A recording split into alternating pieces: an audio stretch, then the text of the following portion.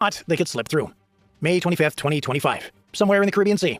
Calm water, the ordinary, at least on the surface. But 500 feet above the water, a Navy PH was weird. A slow-moving vessel. No name, no flag, no AIS beacon.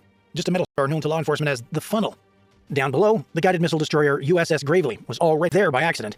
The Gravely had been deployed from Norfolk, Virginia under U.S. Northern Command's Maritime Homeland Defense Authority. Depth threats before they ever touched the U.S. coastline. Drugs? On board the destroyer, the Coast Guard Law Enforcement Detachment, or LEDET 401. They'd been riding shotgun as the Navy's onboard bounty hunters, experts in maritime and taking down floating crime scenes. At 0600 hours, Gravely's radar confirmed it. The ship didn't respond to hails. No flag as hell. The order was given: intercept and investigate. Sailors scrambled. Boots, IBs, rigid hull inflatable boats were lowered into the sea like warhammers. Fast, the LEDET team loaded up with M4 carbines, boarding tools, and body cams. As the armed vehicle, the Gravely's bridge crew monitored everything: tracking speed, wave conditions, distance, and this could turn hostile. But the smuggler boat didn't run. That was the strange part. Like an empty shell. Maybe the crew thought they could talk their way out of it, realize who was coming. But when a U.S. Navy destroyer, you're already done. From a distance, it looked like a fishing boat. But they rely on patterns, and this one didn't fit. It is a hotspot for narco-trafficking, especially through an area sailors call the Funnel. It's America and South America narrow on their way north. Cartels disguised as local traffic, but trained eyes know the difference. And that's where the LEDET team comes in. Law Enforcement Detachment. A Coast Guard unit deployed on Navy ships specifically to sniff out. They know every trick in the book. False hulls, hidden compartments, even fake. And these aren't just coasties. These guys are maritime hunters. This particular vessel, with no state flag, no response, and no document beat up and not worn down by actual use, it made it look more like someone had tried to make it look legit. Pattern not even close. The Gravely's bridge lit up. "We've got a runner," someone said, not because it was moving the profile of a smuggling boat, but instead of it peeling off, it did something nobody expected. It anchored and waited. That's when the tension really kicked in. Not unless they've got something to hide and no way to outrun it. Whatever was on that, and the Navy was about to find out exactly how bad it was.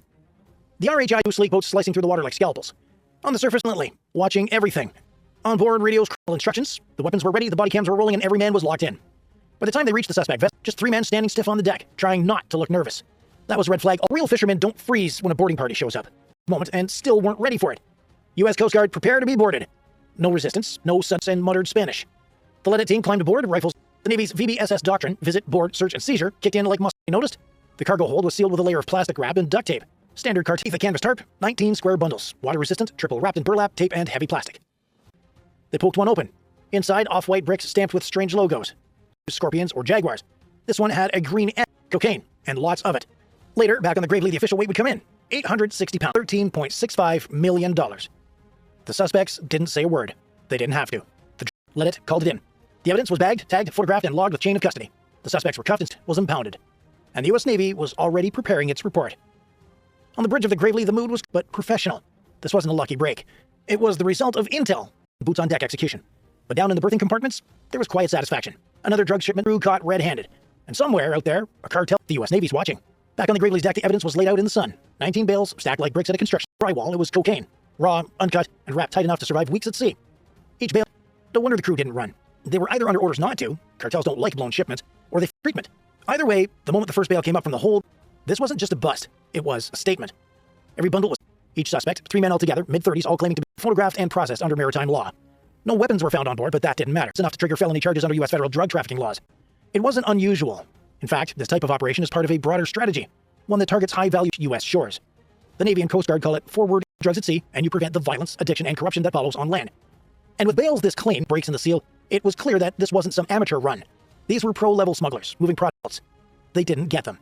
Instead, they got boarded by a U.S. destroyer and a team of federal agents with clipboards for narco excuses. And for the Gravely's crew, well, this was just Tuesday. The suspects were detained, the real work began. First stop, the chain of custody. Every single bundle had to be markings, condition, right down to the gram. Now this has to hold up in court, and one bad label or picture can... Meanwhile, the suspects now zip-tied, photographed, and seated under holding quarters aboard the Gravely. No interrogation. That responsibility is detention and transport, not prosecution. From there, the next phase kicks in. Handover. As authorities ashore, the Navy arranged for the suspects and contraband to be transferred to the Drug Enforcement Administration, the DEA, or legal authority in territorial waters. In most cases, there were federal charges are filed. As for the ship itself, well, it was seized, and depending on jurisdiction, is evidence. The process is tight, procedural, and most importantly, is documented. Every step is logged. This is how the U.S. Navy and the Coast Guard avoid legal walk away on technicalities.